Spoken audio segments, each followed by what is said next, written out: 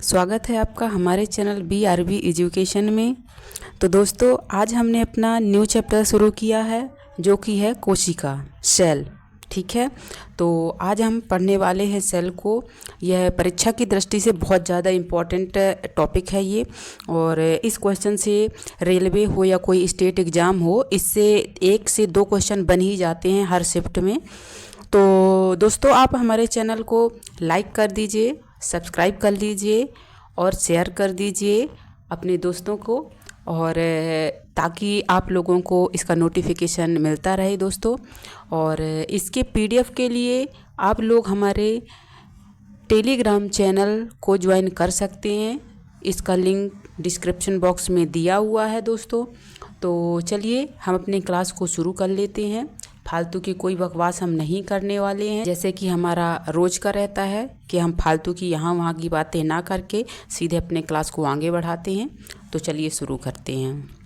तो दोस्तों, आज है कोशिका यानी सेल। पहले दोस्तों ये जान लेते हैं कि आखिर सेल है क्या चीज़, हम कोशिका किस चीज़ को बोलते हैं। ठीक है, तो कोशिका को अंग्रेजी में सेल कहते हैं। ठीक है, क्या बोलते हैं? कोशिका को अंग्रेजी में सेल बोलते हैं। यह सजीव के शरीर में सबसे छोटी कार्यात्मक और रचनात्मक इकाई है। यह जीवन की सभी आवश्यक क्रियाओं को रोकने में सक्षम होती है और इसका अपना एक निश्चित आकार और संरचना होती है। तो ये दोस्तों, ये सेल का चित्र है जो हमारी कोशिका होती है।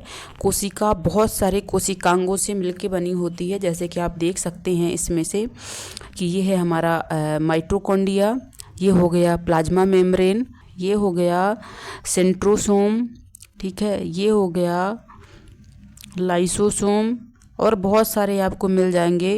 ये हो गया क्रोमैटिन, न्यूक्लियस, ठीक है, और ये राइबोसोम वगैरह मिल जाएंगे, गोल्गी बॉडी आपको मिल जाएगी। ठीक है, ऐसे करके ये सारे पार्ट्स जो हैं कोशिका के,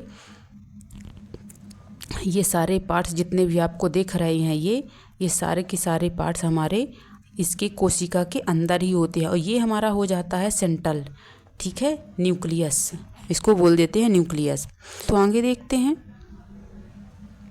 अब देख लेते हैं इसके छोटे छोटे इसमें जो पॉइंट होते हैं, मैंने सारे बहुत अच्छे से लिख दिए हैं ताकि आपको कोई प्रॉब्लम ना आए, और कभी भी अगर इसका क्वेश्चन आता है तो आपसे छूटना नहीं चाहिए। ये छोटे छोटे जो पॉइंट्स हैं, तो मैंने इनको भी यहाँ पे नोट डाउन कर दिया है, लिख दिया है बहुत अच्छे से नोट्स में। तो जो कोशिका होती है, इसको कोशिका को लैटिन भाषा में साइटो बोलते हैं। ठीक है, ये साइटो से बना होता है, साइटो नामक शब्द से बना होता है। और इसके कोशिका के जो अध्ययन को बोल देते हैं, हम बोल देते हैं साइटोलॉजी। कोशिका के अध्ययन को साइटोलॉजी। और जो कोशिका के जनक हैं वो हैं रॉबर्ट हुक। इन्होंने मरी हुई कोशिका को खोजा था, और जो जीवित कोशिका की खोज की थी उन्होंने की थी एंटोनी वॉन लीवेनहॉक ने। ठीक है, आगे देखते हैं। अब मनुष्यों में कोशिकाएं देख लेते हैं। जो मनुष्यों में कोशिकाएं होती हैं, मनुष्य की सबसे लंबी कोशिका अंडाणु या अंडाशय को बोलते हैं, और मनुष्य की सबसे छोटी कोशिका जो होती है वह स्पर्म होती है। ये मेल की कोशिका हो गई और ये फीमेल की। ठीक है, अब विश्व में इनकी कोशिकाओं को देख लेते हैं। जो विश्व में है, तो विश्व में सबसे लंबी कौन है और सबसे छोटी कौन है? तो विश्व में सबसे लंबी कोशिका जो है ये है शुतुरमुर्ग के अंडे की, और जो सबसे छोटी कोशिका है वो है माइकोप्लाज्मा। आप दोस्तों इनको बहुत अच्छे से याद रख लीजिएगा। अगर कभी भी आता है मनुष्य के संदर्भ में, अगर कभी आता है, पूछ लेता है, तो सबसे लंबी कोशिका अंडाशय हो जाएगी और सबसे छोटी कोशिका स्पर्म हो जाएगा। और अगर विश्व में सबसे लंबी, सिर्फ आपको कुछ मनुष्य नहीं लगाता है क्वेश्चन में, सीधे ऐसे पूछ रहा है कि विश्व में सबसे लंबी कोशिका किसकी होती है, तो आपको शुतुरमुर्ग के अंडे की लगाना है, और सबसे छोटी पूछती है तो माइकोप्लाज्मा। आगे देखते हैं। अब दोस्तों मैंने इनका क्रम लगा दिया है आपको समझाने के लिए। तो इनका जो क्रम है, तो सबसे पहले देखिए जो आ जाता है, तो सबसे पहले आती है कोशिका। ठीक है, जब बहुत सारी, एक ये कोशिका हो गई, जब बहुत सारी कोशिकाएं मिल जाती हैं तब ये करती हैं ऊतक का निर्माण। अब जैसे ये हो गया, ये बहुत सारी मिल करके ये ऊतक का निर्माण करती हैं। इसके बाद बहुत सारी ऊतक मिल करके अंग बना देते हैं, हमारा एक अंग बन जाता है। ठीक है, ये जैसे स्टमक बन गया हमारा। ठीक है, ये बहुत सारी ऊतकों से मिलकर के स्टमक बन गया। और जब बहुत सारे अंग मिल जाएंगे तो उससे बन जाएगा हमारा शरीर। ठीक है, बहुत सारे अंगों से मिलकर हमारा शरीर बन जाएगा। तो दोस्तों आपको ये इसका सीक्वेंस याद रखना है, क्योंकि ये कभी कभी एग्जाम में आ जाता है सीक्वेंस लगाने के लिए, तो आपको ध्यान रखना है। अंग देखते हैं। देखिए, जैसे कि मैंने आपको बताया था वैसे ही इसमें दिया है। सबसे पहले आपको दिया हुआ है ये सेल दी हुई है, फिर सेल के बाद ये टिश्यू दिया हुआ है ऊतक, फिर ऊतक के बाद ये दिए हुए हैं ऑर्गन, जैसे कि यहाँ पे दिया हुआ है हृदय। ठीक है, और इसके बाद फिर दिया हुआ है ऑर्गन सिस्टम, पूरा ऑर्गन सिस्टम बता दिया है, और फिर यहाँ इंसान को बता दिया है कि पूरा ऑर्गेनिज्म है ये। तो दोस्तों आपको ये सीक्वेंस बहुत अच्छे से याद रखना है। ठीक है, मैंने इसलिए चित्र भी लगा दिया है और आपको वहाँ भी समझा दिया है ताकि आपको कोई प्रॉब्लम ना हो। अब देख लेते हैं कोशिका के अंग। अब कोशिका के अंग कौन कौन से हैं? तो पहला है इसका कोशिका का जो अंग है ये है कोशिका झिल्ली, जिसको हम प्लाज्मा झिल्ली भी बोल देते हैं। अब देख लेते हैं कि ये कोशिका झिल्ली है क्या। दोस्तों कोशिका जो झिल्ली है ये प्रोटीन की बनी हुई होती है। देख लेते हैं। देखिए, जैसे कि ये कोशिका है हमारी, ये कोशिका के अंदर हमारे बहुत सारे कोशिकांग हैं, और अब कोशिकांग हैं। अब जो ये बनी हुई है ये बनी हुई है प्रोटीन की।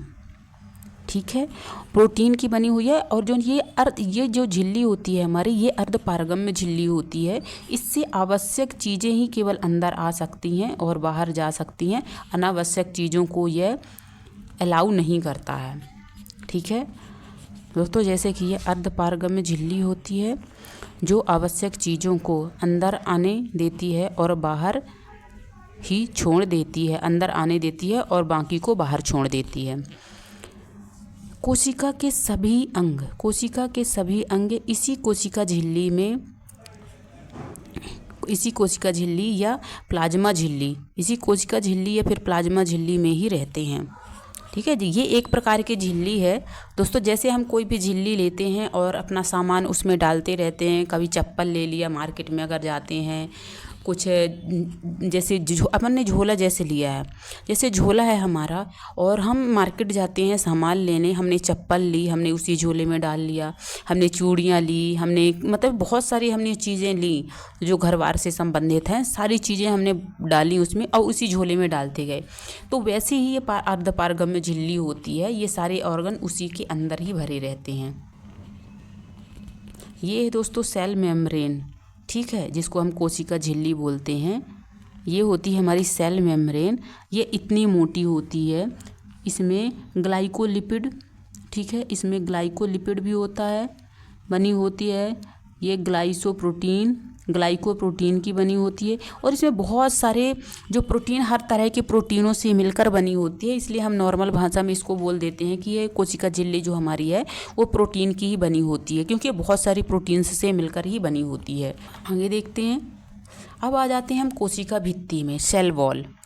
ठीक है, इसको जो बच्चे इंग्लिश मीडियम के हैं इसको समझ लीजिएगा, इसको सेल वॉल बोलते हैं। अब सेल वॉल देखते हैं क्या है। कोशिका भित्ति को सेल वॉल भी बोलते हैं, यहाँ पे मैंने लिख दिया है। ये पौधों, कवक, शैवाल और बैक्टीरिया में पाई जाने वाली एक सुरक्षात्मक परत है। कोशिका को संरचना, सहायता तथा आकार प्रदान करती है। ठीक है, जो कोशिका भित्ति होती है वह कोशिका को संरचना प्रदान करती है, सहायता प्रदान करती है और आकार प्रदान करती है, जो कोशिका झिल्ली के बाहर स्थित होती है। जैसे ये हमारी कोशिका झिल्ली हो गई है, और इसके जो बाहर ये वाली होती है इसको हम बोल देते हैं सेल वॉल। ठीक है, इसको बोल देते हैं सेल वॉल।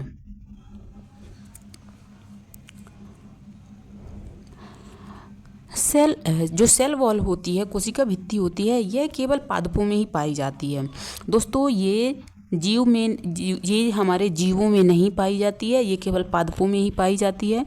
कोशिका भित्ति जो है दोहरी झिल्ली की बनी होती है, जैसे कि मैंने आपको अभी चित्र के द्वारा समझाया, ये दोहरी झिल्ली की बनी होती है और ये सेल्यूलोज की बनी होती है। दोस्तों आपको बहुत अच्छे से पता है कि जितनी भी चीज़ें हमें पादप से मिलती हैं, पेड़ों से मिलती हैं, वो हर चीज़ जो है उसमें सेल्यूलोज की मात्रा ही होती है, क्योंकि सेल्यूलोज से ही ये सारी चीज़ें बनी होती हैं। और आप इसमें देख सकते हैं यह पेड़ों को सुरक्षा, ये जो होती है हमारी सेल वॉल होती है, यह पेड़ों को सुरक्षा और आकार प्रदान करती है। ठीक है, आप देख सकते हैं ये जो मैंने सेल वॉल को कैसे बताया, आपको इसका चित्र कैसे बनाया है। दोस्तों आप इसको बहुत अच्छे से देख लीजिएगा, मैंने चित्र यहाँ पे लगा दिया है, PDF आप डाउनलोड कर सकते हैं, इसको बहुत अच्छे से रिवाइज कर सकते हैं। ये यहाँ पे बताया गया है कि सेल वॉल ये है हुई, ठीक है, ये न्यूक्लियस है, आपको बहुत अच्छे से पता है, केंद्रक है ये। और बाकी ये माइटोकॉन्ड्रिया वगैरह ये तो है ही, क्लोरोप्लास्ट हो गया, साइटोप्लाज्म हो गया। ये साइटोप्लाज्म हम किसको बोलते हैं दोस्तों, जो ये फ्लूइड भरा रहता है, ठीक है, जो कोशिका के अंदर ये फ्लूइड भरा होता है उसको हम साइटोप्लाज्म बोल देते हैं। वैक्यूल्स, बाकी ये हो गया वैक्यूल्स हमारा, और ये राइबोसोम हो गए, ये प्रोटीन का निर्माण करते हैं जो राइबोसोम होते हैं। अब अगला देख लेते हैं, आगे जो है हमारा, ये है हमारा माइटोकॉन्ड्रिया, ठीक है। अब माइटोकॉन्ड्रिया का जो है, माइटोकॉन्ड्रिया क्या है देखते हैं। जो माइटोकॉन्ड्रिया है इसकी खोज जो है वो की थी ऑल्टमैन ने। दोस्तों बहुत ज़्यादा इम्पॉर्टेंट है, ये बहुत पूछ देता है कि कोशिका की खोज किसने की थी और माइटोकॉन्ड्रिया की खोज किसने की थी। तो दोस्तों इसको लाइटली बिल्कुल नहीं लेना है, आपको बहुत अच्छे से पढ़िए ताकि आपको ये याद रहें सारी चीज़ें। माइटोकॉन्ड्रिया कोशिका के अंदर मौजूद एक अंग है, जैसे कि मैंने आपको बता ही दिया है, ये बहुत सारे अंग हैं ये कोशिका के अंदर, तो इन्हीं में से एक होता है हमारा माइटोकॉन्ड्रिया, जो बॉडी को ऊर्जा प्रदान करने का काम करता है। माइटोकॉन्ड्रिया का काम क्या होता है, जो माइटोकॉन्ड्रिया का काम होता है ये होता है शरीर को, बॉडी को ऊर्जा प्रदान करना, ठीक है। इसको कोशिका का पावर हाउस भी कहते हैं, क्योंकि ये हमें, जो कोशिका का माइटोकॉन्ड्रिया है, माइटोकॉन्ड्रिया हमें पावर देती है, ऊर्जा देती है, इसलिए इसको पावर हाउस भी कहते हैं, क्योंकि यह शरीर को ऊर्जा देता है। यह लगभग सभी यूकैरियोटिक कोशिकाओं में पाया जाता है। दोस्तों ये छोटे छोटे जो मैं पॉइंट्स लिखी हूँ ना, प्रीवियस ईयर क्वेश्चन से ही उठाकर लाई हूँ मैं, ताकि आपको ये छोटी छोटी चीज़ें हैं मिस हो जाती हैं हमसे, क्योंकि हम बहुत लाइटली ले लेते हैं किसी भी चैप्टर को, तो ये छोटी छोटी चीज़ें हमसे मिस हो जाती हैं। दोस्तों मैंने प्रीवियस ईयर क्वेश्चन को बहुत अच्छे से पढ़ करके और इसमें ये सारी चीज़ें डाली हैं, ताकि कोई भी प्रीवियस ईयर क्वेश्चन में कोई भी चीज़ें मिस ना हो और आपको आगे इस चीज़ से बहुत ज़्यादा सहूलियत मिले, सहायता मिले, और इससे बनने वाला हर क्वेश्चन आपसे बनना चाहिए, ठीक है। तो जो ये जो हमारी माइटोकॉन्ड्रिया है, ठीक है, माइटोकॉन्ड्रिया ये सभी यूकैरियोटिक कोशिकाओं में पाया जाता है, और कोशिका और जो है ये कोशिकी श्वसन की प्रक्रिया में महत्वपूर्ण भूमिका निभाता है। किसमें, कोशिकी श्वसन में। माइटोकॉन्ड्रिया में क्रिप्स चक्र चलता है, जो हमारे जो ऊर्जा बनती है, ऊर्जा हमें कैसे मिलती है, जब ये क्रिप्स चक्र चलता है माइटोकॉन्ड्रिया में जब ये क्रिप्स चक्र चलता है, जब तो 38 ATP मिल करके ATP के रूप में बदलती हैं। 38 ATP बराबर 1 ग्लूकोज, 38 ATP मिल करके एक ग्लूकोज का निर्माण करते हैं, और वो ग्लूकोज हमें ऊर्जा प्रदान करता है। माइटोकॉन्ड्रिया की आंतरिक दीवारों को, दोस्तों यहाँ पे मिस्टेक है, यहाँ पे ये सृष्टि नहीं है, ये कृष्टि है, ठीक है। माइटोकॉन्ड्रिया की जो आंतरिक दीवारें होती हैं हम उसको कृष्टि बोलते हैं। अगला देखते हैं, आप देख सकते हैं दोस्तों ये है हमारा माइटोकॉन्ड्रिया का चित्र, मैंने यहाँ पे डाल दिया है ताकि आपको बेहतर समझ में आए।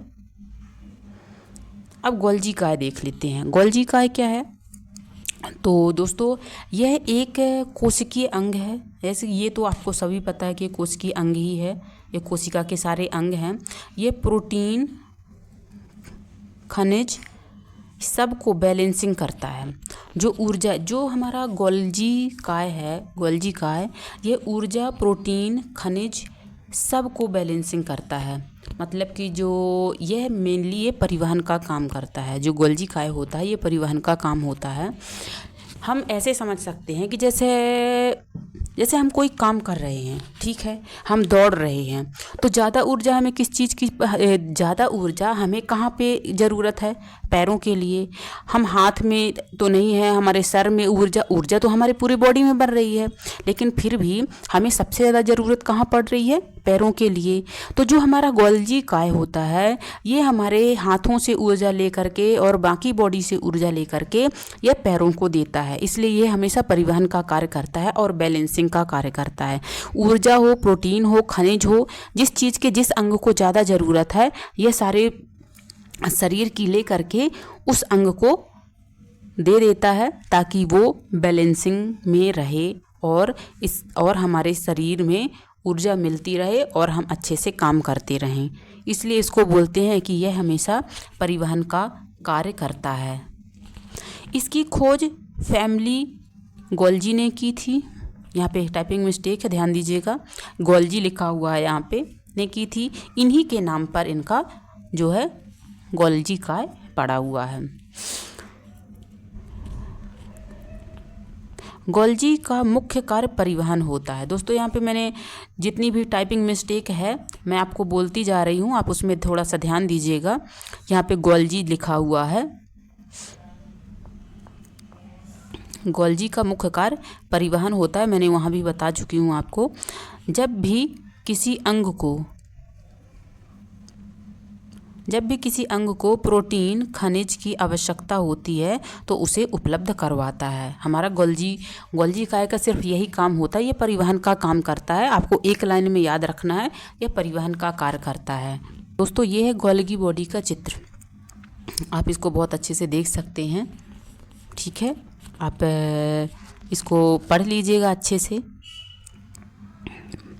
PDF आपको मिल ही जाती है इसकी, तो वहाँ से आप डाउनलोड कर लीजिएगा और PDF आपको बहुत अच्छे से वहाँ पे मिल जाएगी दोस्तों।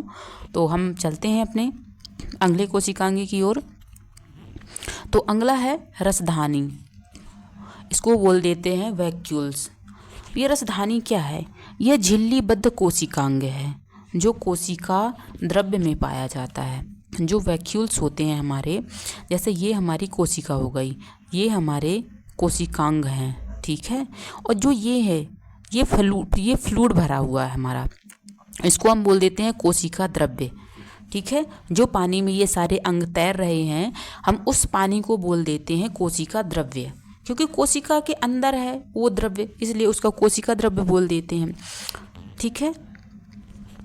कोशिका द्रव्य में पाया जाता है। जो ये झिल्लीबद्ध ये रसधानी होती है ये कोशिका द्रव्य में ही पाई जाती है। रसधानी, दोस्तों यहाँ पे रसधानी लिखा हुआ है। रसधानी जंतु कोशिका और पादप कोशिका दोनों में पाई जाती है। वेरी वेरी इंपॉर्टेंट है। जो रसधानी होती है जंतु कोशिका और पादप कोशिका दोनों में पाई जाती है, लेकिन पादप कोशिकाओं में इसका आकार बड़ा होता है, क्योंकि जो पौधे होते हैं उनको पानी की बहुत अधिक आवश्यकता पड़ती है, इसलिए इनका आकार पौधों के लिए बहुत अधिक हो जाता है। और जो रसधानी होती है कोशिका के अंदर पानी की मात्रा को नियंत्रित करने में मदद करती है। इसका मेनली यही काम ही होता है, पानी की मात्रा को नियंत्रित करना। जैसे कि आप इसके नाम से ही समझ सकते हैं, जो रसधानी होती है, रसधानी मतलब कि रस की धानी, मतलब इसमें बहुत सारा पानी होगा, रस होगा, इसलिए इससे आप समझ सकते हैं कि इसके पानी के मात्रा को नियंत्रित करने का कार्य करता है रसधानी जो होती है।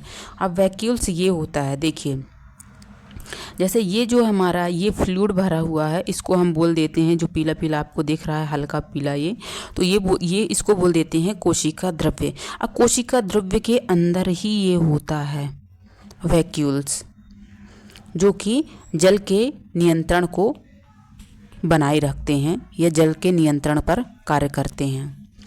अब देख लेते हैं तारकाय। तारकाय या इसको सेंट्रोसोम भी बोल देते हैं। तारकाय या सेंट्रोसोम, यह क्या है? यह एक कोशिकांग है, ऑफ कोर्स पता है, यह एक कोशिकांग है जो कोशिका विभाजन में महत्वपूर्ण भूमिका निभाते हैं। वेरी वेरी इम्पॉर्टेंट है दोस्तों। इसका ये काम ही होता है, जो हमारा सेंट्रोसोम होता है, सेंट्रोसोम का मुख्य कार्य ही यही है कि यह कोशिका विभाजन का कार्य करता है, कोशिका विभाजन में महत्वपूर्ण भूमिका निभाता है। यह मुख्यतः एनिमल कोशिका में ही पाया जाता है। ठीक है, जो कोशिका विभाजन ये जो होता है हमारा सेंट्रोसोम, यह मुख्यतः एनिमल कोशिका में भी पाया जाता है। यह सूक्ष्म नलिकाओं के संगठन और कोशिका चक्र के प्रगति को नियंत्रित करता है। सबसे ज़्यादा जो हमारा कोशिका विभाजन होता है दोस्तों, कोशिका विभाजन जो सबसे ज़्यादा हमारी अगर बॉडी में कहीं होता है तो वो है हमारा यकृत, लीवर। सबसे तेज़ी से कोशिका विभाजन होता है। इसलिए दोस्तों बोलते हैं कि अगर हम अपने यकृत का आधा भाग अगर हम दान भी किसी को कर देते हैं तो यह हमारा कुछ दिनों बाद अपने आप ही, इसमें इतनी तेज़ी से कोशिका विभाजन होता है कि अपने आप ही संपूर्ण कर लेता है कुछ ही दिनों में। और दोस्तों सबसे कम जो कोशिका विभाजन हमारा होता है वो है हमारा न्यूरॉन्स, यानी हमारा जो हमारे मस्तिष्क की जो कोशिकाएं होती हैं उनमें बहुत ही कम, यानी ना बोलें तो ना के बराबर ही इसमें कोशिका विभाजन होता है। हाँ, हल्का फुल्का विभाजन इसमें होता है। इसीलिए हम कभी कभार हमें सुनने को मिलता है कि हमें ब्रेन ट्यूमर हो गया है, तो ये ब्रेन कैंसर हो गया है। ब्रेन कैंसर जब उसकी मात्राएं, जो कोशिका की मात्रा है ज़्यादा हो जाती है, कोशिकाएं ज़्यादा बढ़ जाती हैं, ज़्यादा विभाजित हो जाती हैं, तो हमें मस्तिष्क कैंसर हो जाता है। और जब हमें कैंसर होता है, कैंसर होने का कारण ही है कोशिका का अनियंत्रित रूप से बढ़ना। ठीक है, जब कोशिकाएं अनियंत्रित रूप से बढ़ती जाती हैं, बहुत अधिक विभाजन होता है, तो यह एक कैंसर का रूप ले लेती हैं। जैसे कि यहाँ पे लिखा हुआ है, बहुत तेज़ी से कोशिका विभाजन को ही हम कैंसर का नाम दे देते हैं। अगला देखते हैं। अब ये दोस्तों ये बहुत अच्छे से आप देख सकते हैं कि जो हमारा सेंट्रोसोम होता है, ये है सेंट्रोसोम, ये है हमारा सेंट्रोसोम, ये हमारी कोशिका है। और ये जो कोशिका के अंदर ये है, इसको बताया गया है यहाँ पे, इसको हम बोल देते हैं सेंट्रोसोम। एक कोशिका विभाजन का कार्य है, जो सेंट्रोसोम है इसका मुख्य कार्य है कोशिका विभाजन। अगला है हमारा अंतःप्रद्रव्य जालिका, इसको बोलते थे एंडोप्लाज्मिक रेटिकुलम। यह कोशिका के अंदर जो एंडोप्लाज्मिक रेटिकुलम है, यह कोशिका के अंदर एक जटिल नेटवर्क है जो चपटी आपस में जुड़ी हुई नलिकाओं और थैली नुमा संरचना से बना होता है। इसे ER भी बोल देते हैं शॉर्ट में, एंडोप्लाज्मिक रेटिकुलम। ठीक है, इसलिए इसको ER बोल देते हैं। यह आंतरिक कंकाल का काम करता है। जो एंडोप्लाज्मिक रेटिकुलम होता है ये आंतरिक कंकाल का कार्य करता है, यानी जो हमारी कोशिका होती है उसको आंतरिक रूप से ये सहायता प्रदान करता है। इसको इसलिए आंतरिक कंकाल बोल देते हैं, आंतरिक सहायता प्रदान करता है। इसका चित्र देख लेते हैं दोस्तों। ठीक है, इसका चित्र ये है, आपको समझ में आ रहा होगा। ये हमारी है स्मूथ एंडोप्लाज्मिक रेटिकुलम और ये हमारी है रफ एंडोप्लाज्मिक रेटिकुलम। ये है इसका न्यूक्लियस, ये है राइबोसोम, ये छोटे छोटे जो दाने दिख रहे हैं इसको राइबोसोम बोल देते हैं। एंडोप्लाज्मिक रेटिकुलम मुख्यतः दो प्रकार के होते हैं, जो ER होते हैं वह मुख्यतः दो प्रकार के होते हैं। पहला है रफ ER, दूसरा है स्मूथ ER। हिंदी से आप देख सकते हैं खुदरा और चिकना मैंने लिख दिया है यहाँ पास। अब देखते हैं तो जो रफ, अब देख लेते हैं जो रफ होता है, रफ ER होता है वो क्या होता है। तो यह खुरदुरा एंडोप्लाज्मिक रेटिकुलम है, यह प्रोटीन निर्माण करता है। इसमें राइबोसोम की मात्रा अधिक पाई जाती है, इसलिए प्रोटीन का निर्माण करता है। जो खुरदुरा होता है उसमें राइबोसोम की संख्या अधिक पाई जाती है, इसलिए इसमें प्रोटीन का निर्माण होता है जो रफ होता है। और जो स्मूथ होता है, स्मूथ यानी चिकना, जो चिकना एंडोप्लाज्मिक रेटिकुलम होता है यह वसा का निर्माण करता है या वसा बनाता है। 8वां देख लेते हैं राइबोसोम। अब राइबोसोम क्या होता है, आपने अभी पढ़ा है कि जो रफ हमारा एंडोप्लाज्मिक रेटिकुलम होता है उसमें राइबोसोम की संख्या अधिक पाई जाती है, इसलिए यह प्रोटीन का निर्माण करता है। और जो राइबोसोम होते हैं उनका काम ही है प्रोटीन का निर्माण करना। अब देख लेते जो राइबोसोम है, राइबोसोम का मुख्य कार्य है प्रोटीन निर्माण। जैसे कि हम वहाँ भी पढ़ चुके हैं, यहाँ भी पढ़ रहे हैं, प्रोटीन निर्माण इसका मुख्य कार्य है, इसलिए इसको प्रोटीन की फैक्ट्री के नाम से भी जाना जाता है।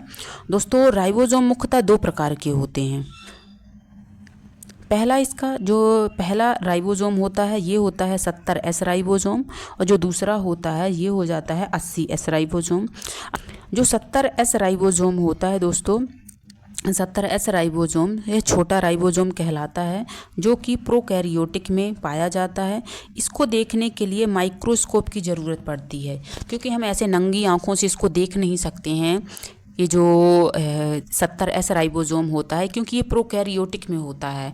और प्रोकैरियोटिक जीव इतने सूक्ष्म होते हैं कि उनको आँख से देख पाना असंभव है, तो इसके राइबोसोम तो क्या ही दिखेंगे। आप समझ सकते हैं कि जब इतना छोटा, जब जिसको हम आँख से नहीं देख सकते उसके राइबोसोम को क्या आँख से देखेंगे। और जो 80S राइबोसोम होता है, 80S राइबोसोम जो होता है यह बड़ा राइबोसोम होता है। यह प्रायः यूकैरियोटिक में पाया जाता है और इसको देखने के लिए किसी भी माइक्रोस्कोप की ज़रूरत नहीं पड़ती है, क्योंकि दोस्तों ये साफ साफ हम इसको अपनी आँखों से भी देख सकते हैं, क्योंकि यह यूकैरियोटिक कोशिकाओं में पाया जाता है। चित्र के द्वारा आप यहाँ पे देख सकते हैं। तो दोस्तों आज हमने इतनी क्लास रखी है, क्योंकि हमने सोचा कि अगर करवाते हैं ये चैप्टर तो ये बहुत बड़ा चैप्टर हो जाएगा, कहीं घंटों में क्लास जाएगी दोस्तों, तो इसलिए हमने इतना ही रखा है। ये पार्ट 1 है और कल इसका हो सकता है कि कल इसको समाप्त कर देंगे हम, ठीक है। तो ये इसका कल पार्ट 2 आ जाएगा, तो आप उसको देख लीजिएगा ताकि आपको बहुत अच्छे से समझ में आए। दोस्तों मैंने इस क्लास में कोई कमी नहीं छोड़ी है। अगर आप इस क्लास को पढ़ते हैं तो आप इस क्लास के अतिरिक्त कहीं भी पढ़ने की ज़रूरत नहीं है, इस क्लास से आपको पूरा मैनेज हो जाएगा। तो दोस्तों हम अपनी क्लास को यहीं पे विराम देते हैं। आप एक बार और सुन लीजिए, प्लीज़ आप चैनल को सब्सक्राइब कर लीजिए। दोस्तों आप लोग देख लेते हो पर चैनल को हमारे लाइक नहीं करते हो, सब्सक्राइब नहीं करते हैं, तो दोस्तों प्लीज़ आप लोग इतना तो कीजिए। आपसे कुछ पैसे वैसे तो लग नहीं रहे हैं, बस आपको देखना है। अब इतने अच्छे से आपको बताया जा रहा है कि आपको इस क्लास के अतिरिक्त कोई भी क्लास देखने की ज़रूरत नहीं है। सारे प्रीवियस ईयर क्वेश्चन को एनालिसिस करके ही ये सारे के सारे टॉपिक मैंने बनाए हैं। अच्छे से पढ़िए इसको। हमारा दूसरा पार्ट कल आ जाएगा और परसों इसके MCQ लेकर आते हैं, ठीक है।